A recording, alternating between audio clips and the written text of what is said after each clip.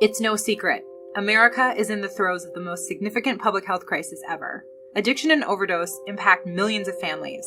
In 2017, more than 72,000 people died from an accidental drug overdose in the U.S., while more than 88,000 people die annually from alcohol-related causes. Those statistics, while harrowing, don't articulate what substance use looks like from person to person. As a society, we tend to look at substance use as cut and dry, a weakness or character flaw, when in reality, seeking pleasure is about as human as it gets. Avoiding pain is part of our daily cycle. This crisis is beginning to cause people to think about their behaviors and the way they treat others who use substances. So how does someone go from using drugs recreationally to building a tolerance or going through withdrawal? How can a high morph into an overdose? What about the family members who love someone struggling with addiction? What happens to them? Where do you turn when someone you love has died from a substance-related death? It's complicated. But with knowledge and support, hope exists. We are 5 women under 35 who have loved, lost, and learned more than we ever wanted to about substance use. Our goal is simple: to give a voice to people across the globe impacted by substance use and to let them know they are not alone. By sharing our stories and evidence-based research as our driving force, we hope to open minds and ultimately save lives. Join us, the ladies of Live for Lolly, me, Chelsea Laliberte, Courtney Gunkelman, Jess Weston, Stephanie Cyrus, and our producer, Danny Mastriani, as we use our Heroine Voices to get sincere, honest, emotional, and probably a bit controversial from time to time. Stigma ends here, but hope begins here.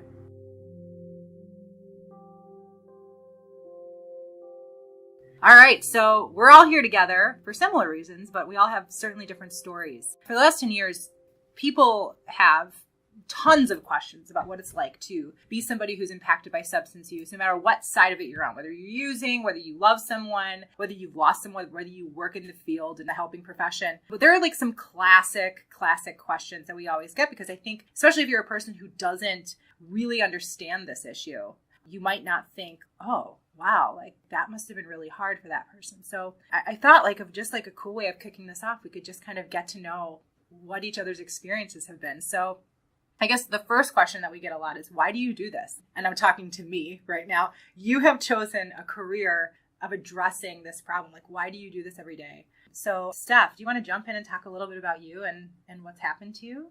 So Chelsea, I lost my brother 14 years ago. So at this point, it has been a significant amount of time. I was only 12 years old when it happened. And so I didn't necessarily live through his addiction. It wasn't something that I was made aware of. I was too young. My parents really didn't involve me or my younger brother, but I very much grew up asking all of those questions that you mentioned and wanting to educate myself to better understand what addiction was and how people feel when they're going through it and how it does affect families. And so that's really the reason why I feel strongly about making sure that other people are well educated and that people know that there's help out there if they are struggling. Wow, 12. Yeah. That's super young. It was. So like I said, I really was not like aware of what was going on and the struggle that my brother was dealing with. My sister was 12 when my brother died. Really? Yeah. So I kind of know what you mean. And what's interesting about Haley, and I hate to out her on this, but she took a total step back. Like, I think for her, this was like way too hard and way too much, potentially. When you're 12, it's like you don't even know what your thoughts mean. So what kind of questions did you have during that time? Good question. And the questions didn't necessarily come right then. My parents were very transparent about what happened, but I think them telling us that he overdosed didn't mean as much then that it does now and as I got older. So really, I feel like the questions came as I started to get older. Really, when I was 12, like my initial thoughts were like, how could this happen? We have a really close-knit family, such loving parents. I was so close with my brother. He was very much like a role model in my life. Just so much confusion over how we could lose like one of the most important people to us and somebody who like was very much shaping my getting older. And it's such a critical time, I guess, in your like youth and development. Absolutely. Wow. Thank you for sharing that. Courtney, what about you? I think, Steph, you just said, how could this happen? I watched my brother struggle for over 10 years, and I still have that question. So he was 30 when he overdosed in 2015, and I was in my 20s. And I still had that question, even with, having experienced watching him start, with just smoking weed, to I found out in high school he was selling drugs, and I found out because he was selling to my high school friends. And then eventually it was in and out of jail.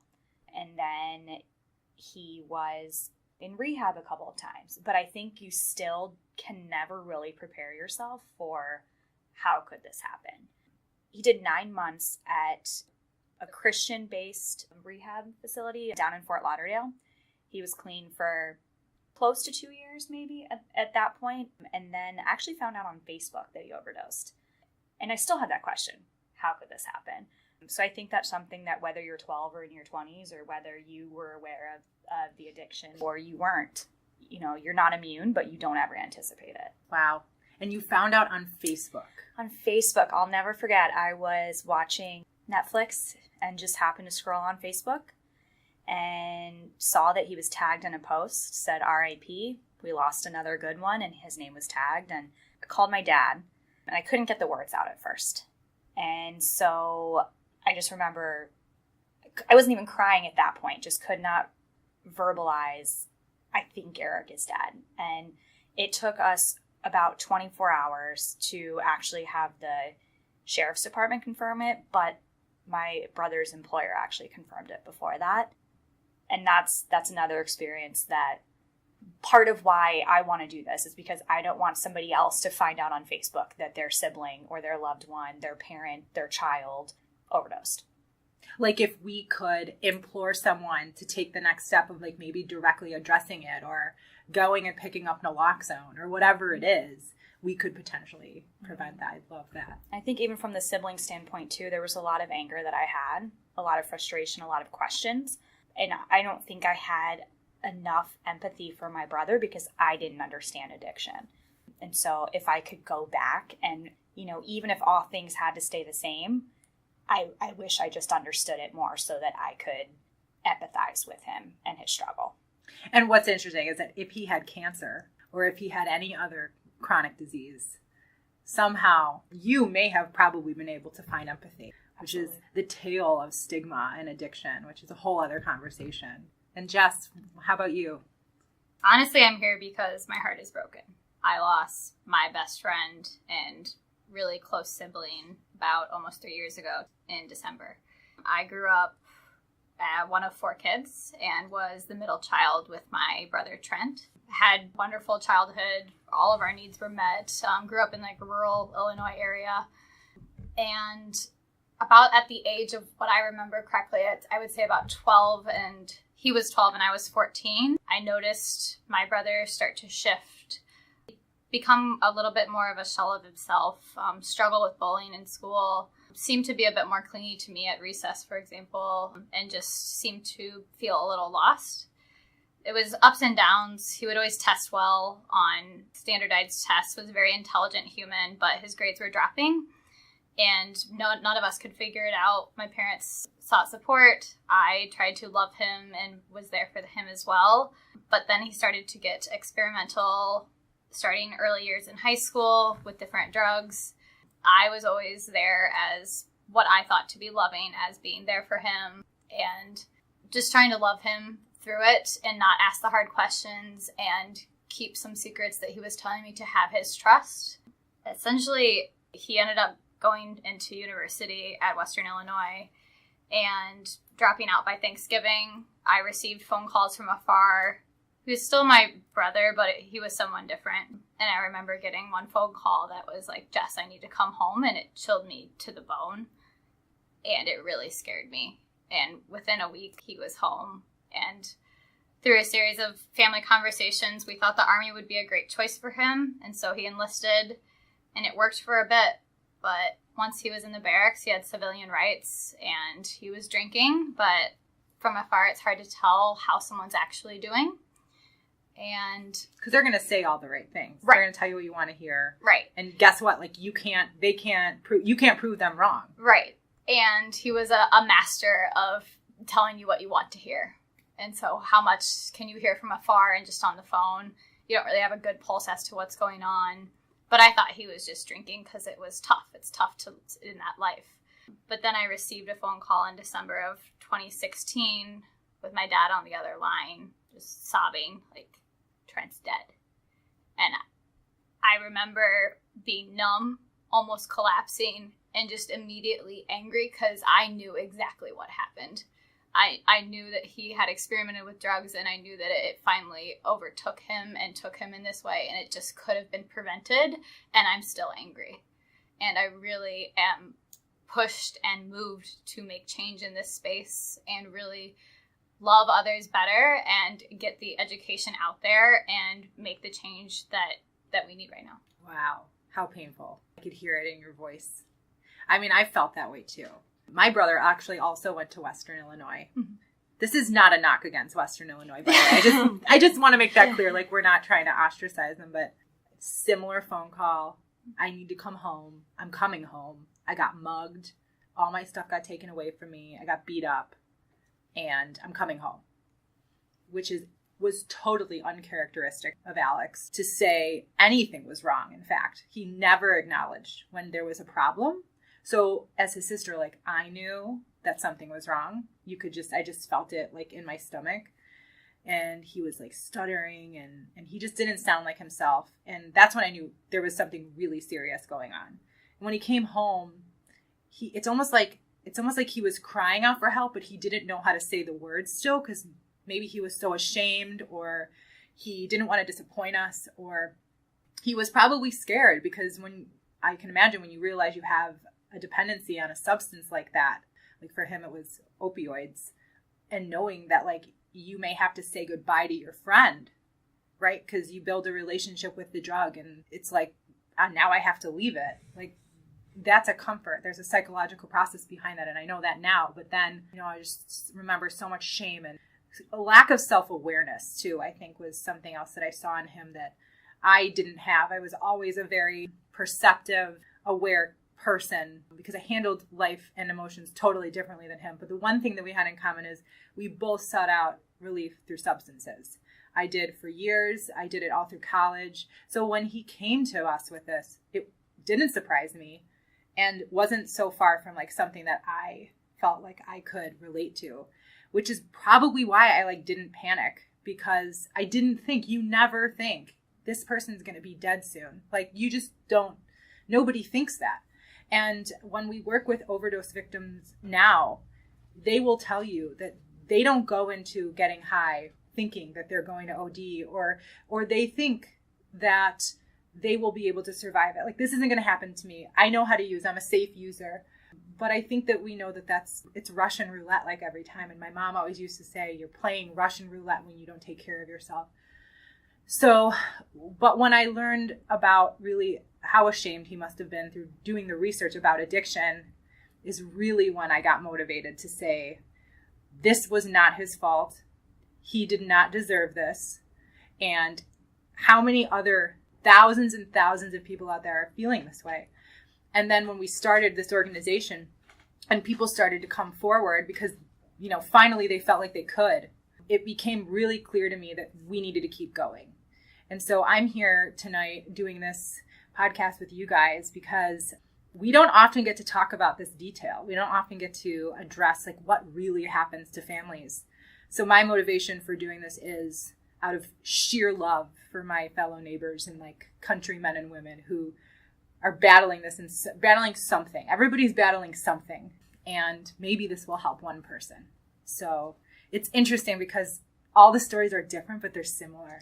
There's characteristics. It's funny you mentioned, Jess, that your brother was home by Thanksgiving, and Chelsea, your brother was coming home. It's not a knock on Western Illinois because my brother actually left University of Florida, so not a college thing, but he also was there a summer and a fall semester, and he let his grades slip because he let the drug take over. And much like you all had said, very smart, very intelligent. In fact, sometimes I think how smart he was helped him figure out how to lie. Courtney, it's crazy how intelligent this population of people is. My brother was a don't even try to study for a test, ACE tests kind of person. He did not try. He skirted by. And in my work that I do as a counselor, like I meet people every day who are just genius people, creative people who have stories and who are compassionate and just super wounded by the world and what they've experienced. So the similarities outweigh the differences for sure. So another question that we get asked a lot is about myths. So there are a ton of myths, and that's just natural. You know, like you're going to have myths and like misnomers about things that aren't talked about, frankly. So for example, when we were kids and we were all in DARE and the DARE officer would tell you that drugs are bad, there would be no like expletive around that, like explanation about like what that means and like what's the counter argument and like what all of that really alludes to. So you believe it, right? Like you believe what you're taught. Drugs are illegal, so there's no option to have an open conversation about whether or not it's okay to use drugs. I want to know from you guys what you think myths exist about loving somebody with an addiction that you want to debunk.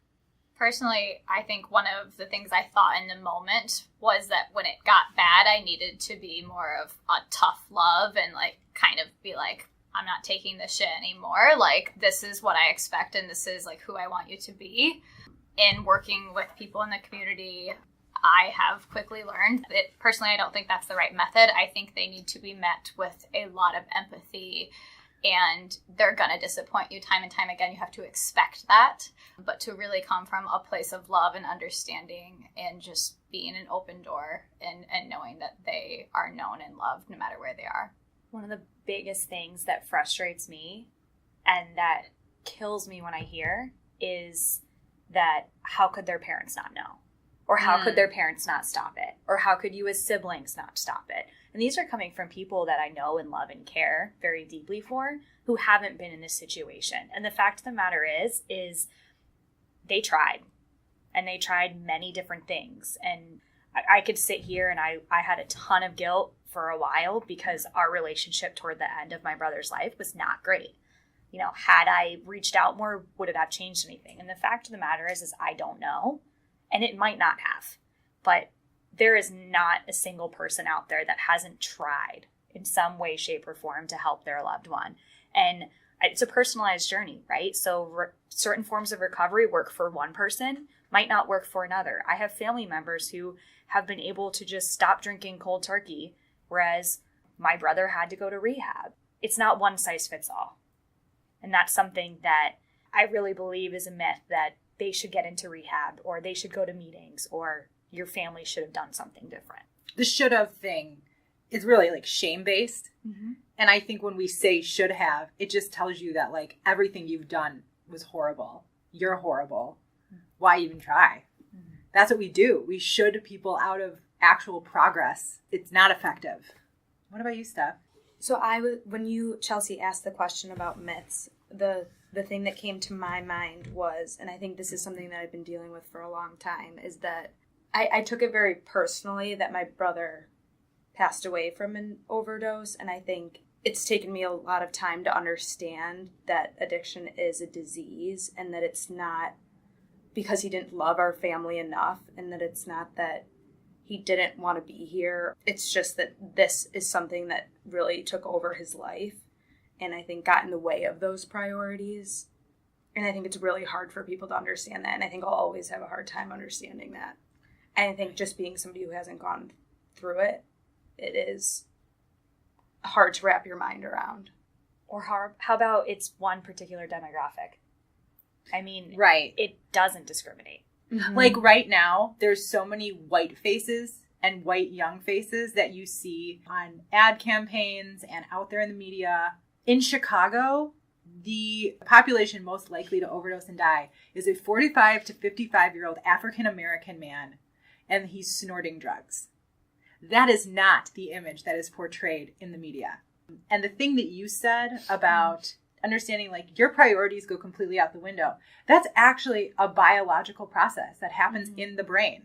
After you've crossed over to this point where you have a severe substance use disorder or an addiction, your brain is literally processing seeking the drug only. There's no childcare. There's no water. There's no food. There's no sex. There's not even like peeing or showering. You know, like that's not an option at a certain point. And you can't will yourself away from that. You can't just stop. I wish if we could go and redo the DARE thing, it would be understanding how that happens, that it's a brain disease. I think, is that what you're trying to say a little bit? Definitely, yeah. And that's how it was described. I know we were all there. That it's similar to, like, if you were so hungry, your body knows you need food, you would do whatever you could to make sure that you got your hands on food, whether it was stealing it from a grocery store or eating out of a garbage can, like, because that is what your body is telling you that you need. And that in this instance of using drugs, your brain then decides that that's what you need in order to be able to live.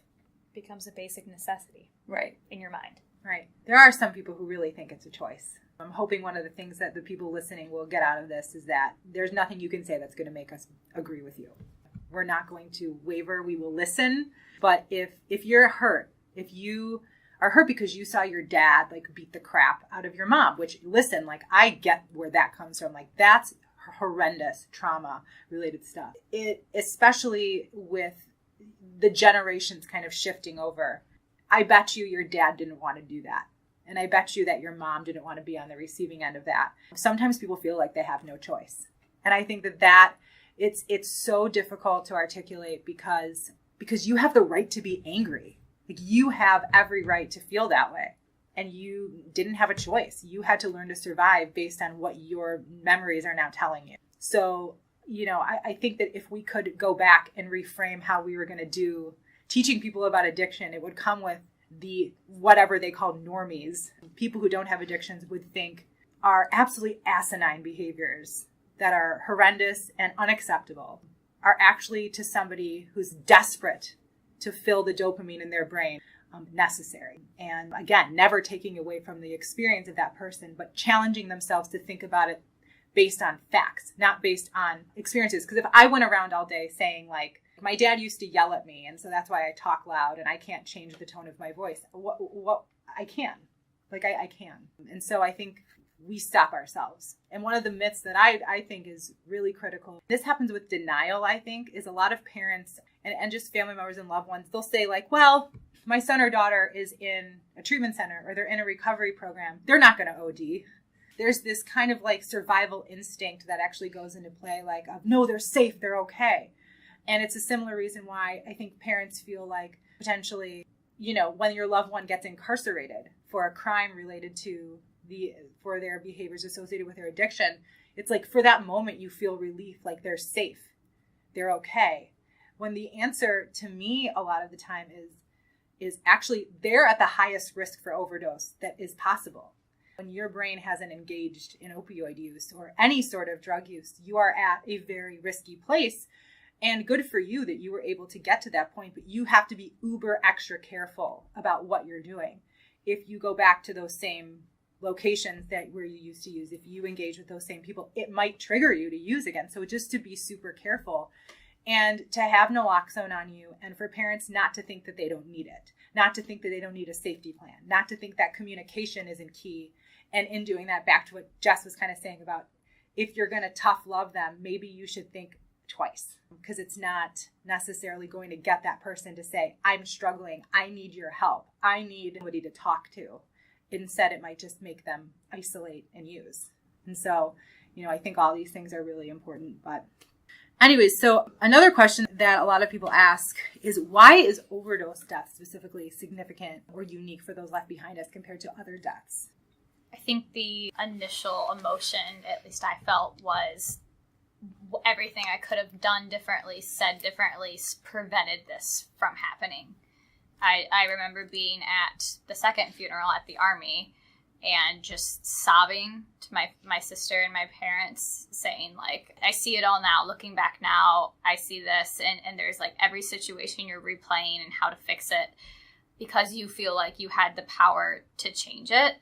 I think you deal with a lot of grief and, like, I should have that. Thank goodness I saw a counselor pretty soon after that she really worked through and addressed that pretty head on, saying, like, you don't have the power to change someone's actions. And that was a huge perspective shift, at least for me, as to like, you're right. My whole life, I thought I had the power, and because of my relationship with my brother, to change him and help him get through this. But at the end of the day, it was helping someone get to their internal dialogue of wanting to help themselves and doing it for themselves. You don't have control to handle that. That's really interesting. I feel a lot of guilt. It sounds Yeah. like, and that's something that I still feel to this day. I don't think like I'm fully over feeling that. I don't know that I ever will have 100% of the guilt removed. But the other thing that I think makes overdose death different is there's a lot of people who have experienced it that can't talk about it because of the stigma that surrounds it. I know that, there's a lot of people in my family that denial around how my brother died, and they don't want to talk about it because they're embarrassed or ashamed, or the community that we lived in won't accept that. There's a stigma there that we need to work on, or else, the whole purpose is love thy neighbor, right? And when we found out that my brother overdosed, finally, when the police confirmed it to my dad, my dad asked, well, why wasn't I notified earlier? And the sheriff told my father, people die here every day. I don't have your family tree. If that was somebody who had been murdered, or somebody who had a heart attack, or somebody who had cancer or a car accident, don't you think they would have notified my dad right away? And taken it like really seriously too. Yeah, really seriously. My brother didn't have a car. Somebody took him to Miami to go get the drugs. Somebody sold him the drugs, but it just wasn't important enough. My brother wasn't an important enough person. My brother wasn't a person in the eyes of the police department. And I think that's something that makes it so different when it's an overdose, is disassociating that person as a person. But they were still loved by somebody. They still had a family. They still had a life. Yes. And now, like, we're beginning to realize, and people, I think it's becoming such a common social thing for people to start thinking, now, yes, we have to look at this like that. And it's really challenging people. We are challenging our law enforcement like no other time in history. We're challenging them with race. We're challenging them with the way that they were trained. We're challenging them in so many ways, but that is totally unacceptable and needs to change. Just like having a 3 strikes and you're out rule with giving naloxone to somebody is a asinine, ridiculous, draconian rule that doesn't make any sense. Like a lot of these police departments are doing now because they don't want to pay for more naloxone or whatever their answer is. How many times should we let this person? What do you mean let this person? You're not letting them do anything. They're being human. If this was diabetes, we would not be having this conversation. Not everybody agrees with the behaviors of some people who have diabetes. They don't have to, right? It doesn't matter. You don't treat somebody like that. It's one of the only types of death that can be prevented. Right.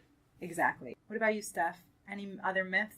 We were talking about what makes the death of an overdose different.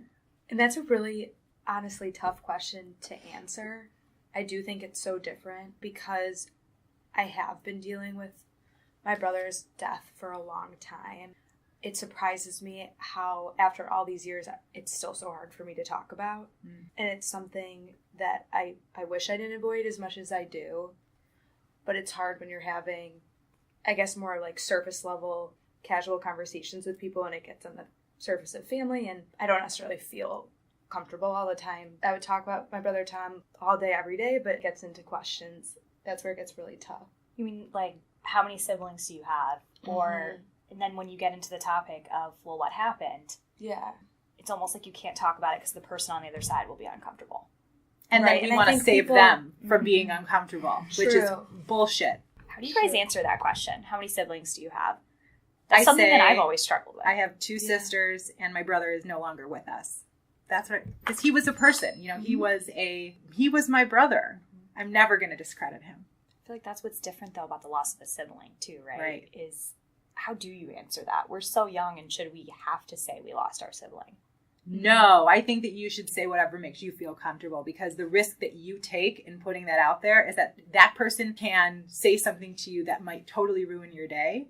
But at the same time, it's, can you live in fear like that? Like, is that necessary? Or now that I've been doing this for so long, I kind of do it, like, not to get a rise out of people, just to say, like, this is me, this is my life, and this is real. You know what? To this day, I have yet to have somebody like look at me weird or walk away. I will say that.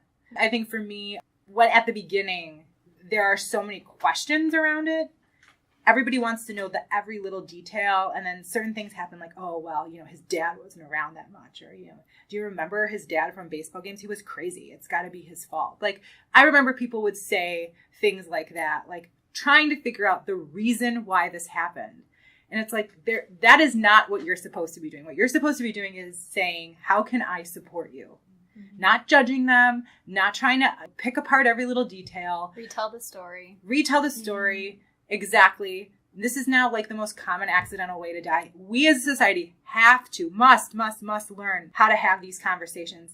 I think that the fact that it could be anybody in 1 second scares the living crap out of people. I think it freaks people out to know that death is so much closer than we all realize it is.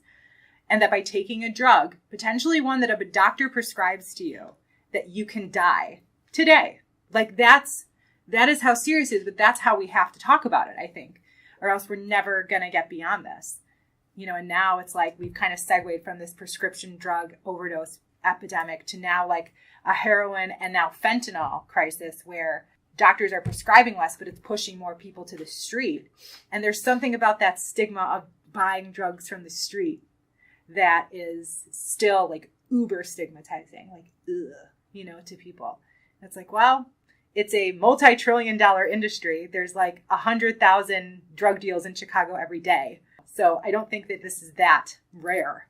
So I think for me, it's around the context and the details of why people need to know every detail. Like, it's just like, I wish that they would just learn how to say, I'm here for you instead. I think another thing that I struggled with it being an overdose death is I really don't know if it was accidental or if it was suicide. Granted, there was no suicide note, but I feel like you sometimes don't know. I mean, they were flirting with a very fine line, and you don't know if they were in a really hard place and they purposely took that much because they wanted to end their life, or if they were just trying to get high.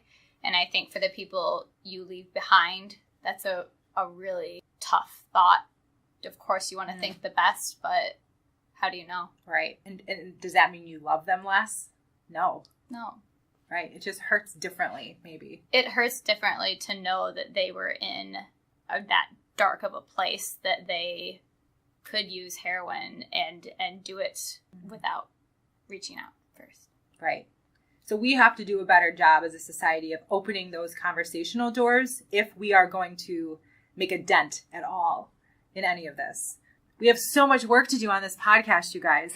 So the Reef Experience is really unique. I'm 10 years in. I think I've definitely come to an acceptance point for sure. And then, you kind of have these stages of grief that were established by Elizabeth Kubler-Ross years ago. Denial, anger, bargaining, sadness, and acceptance. So do you guys think that is legit? Do you think that it's, has that been your experience? Has you jumped around? I don't think it's linear at all. Yeah. I mean, it's reality at this point. So there is that form of acceptance, but I think there are still days that you are experiencing even when you have accepted it, denial or anger, or any of the other stages. I guess it's not so much of a stage, and it's not so much of I'm in, this stage for a year and then this one for 2 years. I don't think it's that black and white. No. Grief is a roller coaster. Yeah. I think when holidays hit, you're feeling different. I'm about to turn 30, and that's the year my brother lived to. That's the year that he died when he's 30. So to me, that year is intimidating and a little scary. And I think, I'll feel a little bit different in that year.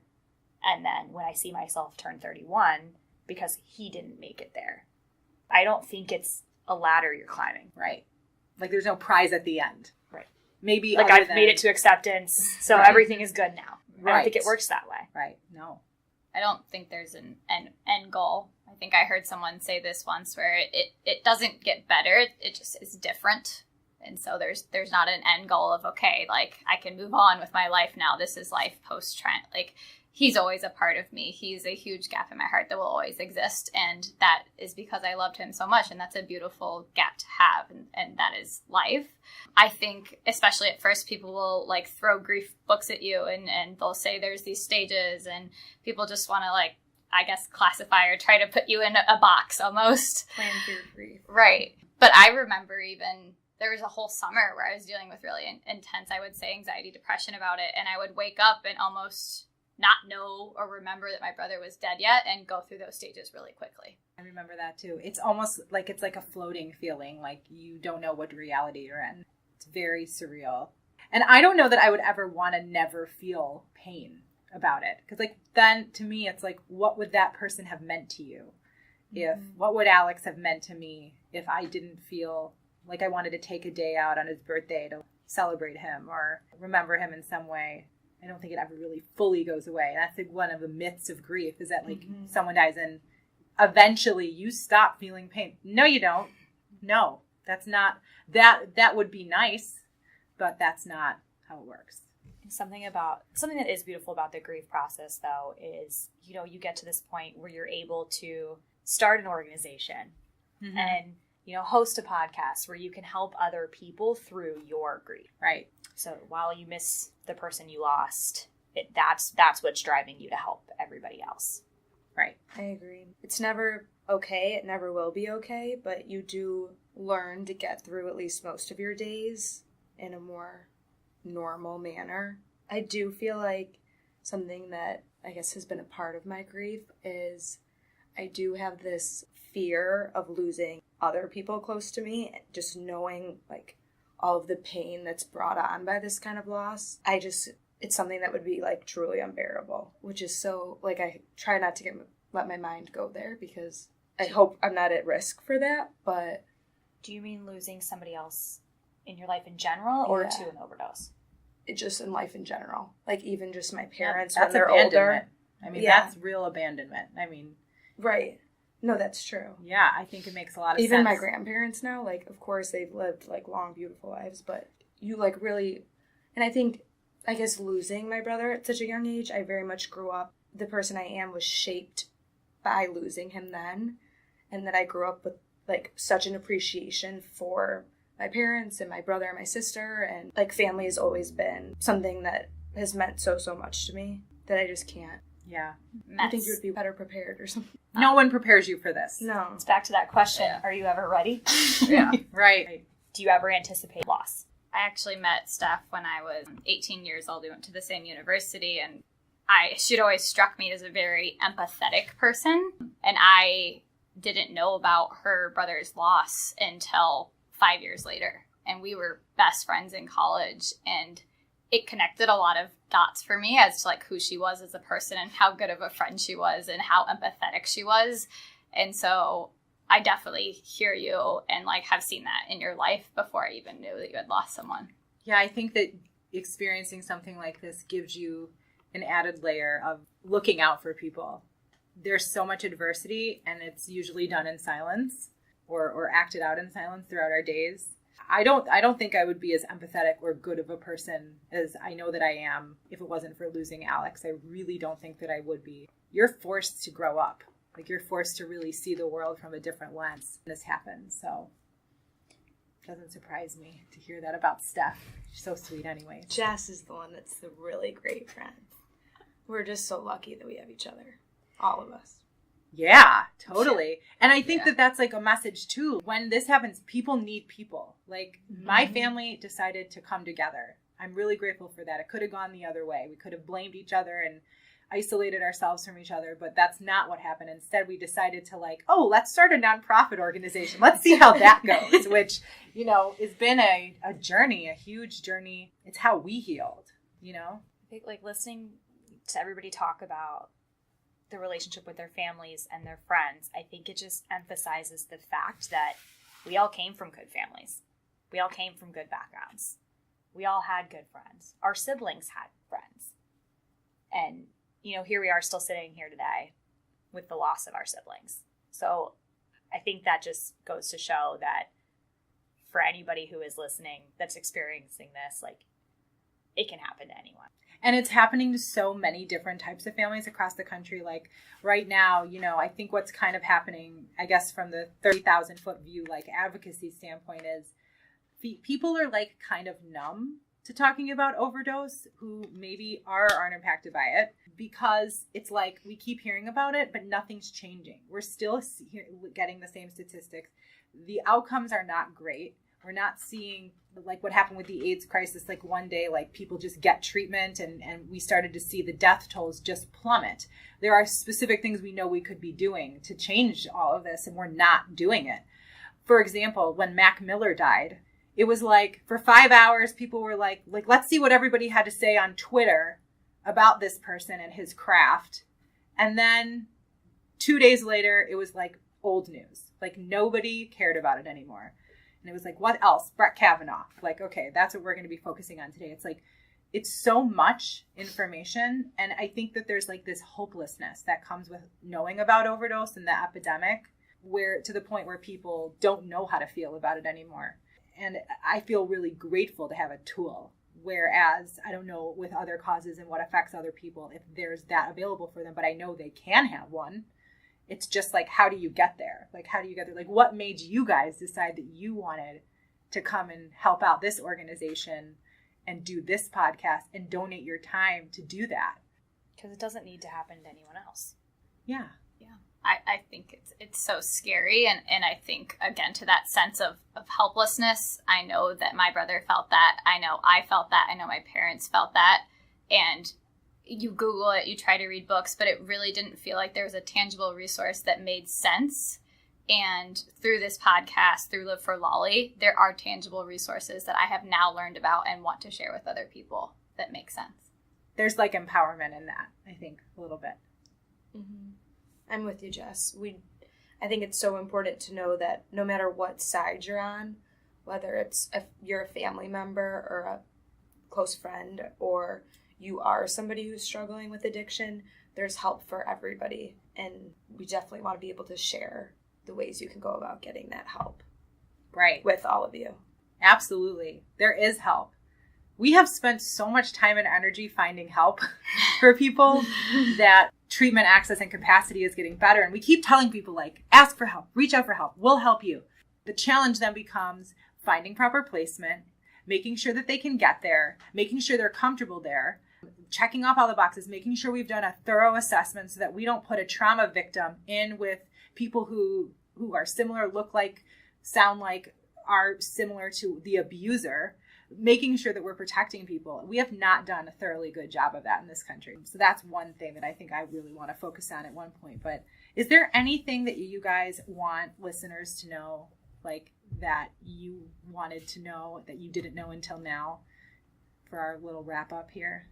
I think for me, from the perspective of losing a sibling, my darkest, really scary days and moments are when I shut myself from everyone and wouldn't go to a friend or family or any support group for help. And that I regret that so much. And I could have gone through a lot more healing. And I found that communities, with whether that's friends, families, anyone to talk to, was really important and was really powerful in getting through that. And I know it's the hardest thing to do, to reach out for help, but please do. Yeah, I agree, Jess. I think take care of yourself in those moments. I thought I was fine. I've lost other people in my life. My brother was just, somebody else. 6 months after that, I started having panic attacks and serious anxiety, moving into depression, and because I thought I was fine. And I think there's something to be said about talking to people about it. And, I'm a big advocate of therapy, so wish I would have gone sooner, but I think that, even if you think you're okay, even if you've processed a loss or are trying to work with somebody in recovery or, are wanting to be in recovery yourself, talk to people about it. They'll help you find resources. I agree, Courtney. You're never alone. It's important to remember for everybody. Right. And I think the younger generation, too, really gets this unlike any other generation right now, because they're all dealing with it. Like, I counsel so many high school students who having a mental health conversation is like an everyday occurrence. Like they know all the people in their circle who have depression, who have tried to commit suicide, who struggle with self-harm. They know all of that stuff and they talk about it openly. I tend to think that it's older generations that really have a hard time. I think the 30 to 40-year-olds are kind of somewhere in the middle of that, but generally are pretty open. I think for me, what I want people to know is that two things. One, you cannot control this. You can't control it, you didn't cause it, and you can't cure it. And that is right from the big book, if you wanted to know where I'm quoting. It's true. You have very limited control over how this works. So if you're a loved one, you have to find a way to relinquish that control. And if you don't know if you have a problem with it, one way to find out would be to go to a support group. You can look up Al-Anon, Smart Recovery, Friends and Family. There's a lot of different types of groups out there. Families Anonymous. There might be a group at your church. You never know, or synagogue or whatever you practice. And then I think the last thing I'd like people to know is that you don't have to go to rehab to make positive change in your life. I think the goal for a lot of families is let's just get them into treatment. Let's just get her into treatment. For a lot of people, that is not a reality, or it's very scary for somebody to want to make that choice. So I like to, and I'll quote my colleague and late friend, Dan Bigg here, who founded Chicago Recovery Alliance and is the godfather of naloxone. He was the first man in the world to hand out naloxone to people on the street. Any positive change can mean anything. It can mean using one less bag that day. It can mean telling someone you love them. It can mean just reaching out for a clean needle. It could mean going to treatment. It could mean getting on methadone. It could mean anything. It can mean abstinence. It can mean anything. We cannot be so rigid in our expectations for people, no matter what, but especially when it comes to a mental health issue like this. So, any final words? There's hope. There's hope. There's hope. And you can make a difference. Yeah. Yes. Beautiful life after death. Absolutely. Thanks for tuning in. And thank all of you guys for being here and talking with me. Thanks, Chelsea. Thanks, Chelsea. All right. If substance use in any way impacts you, you are not alone. Help and support are available. Live for Lolly is a 501c3 nonprofit organization dedicated to providing support, safety, and education for patients and families impacted by substance use disorders and other mental health conditions. For information or help, please visit us at liveforlolly.org or on any of our social media channels. Call 844-584-5254 or email us at info@liveforlolly.org.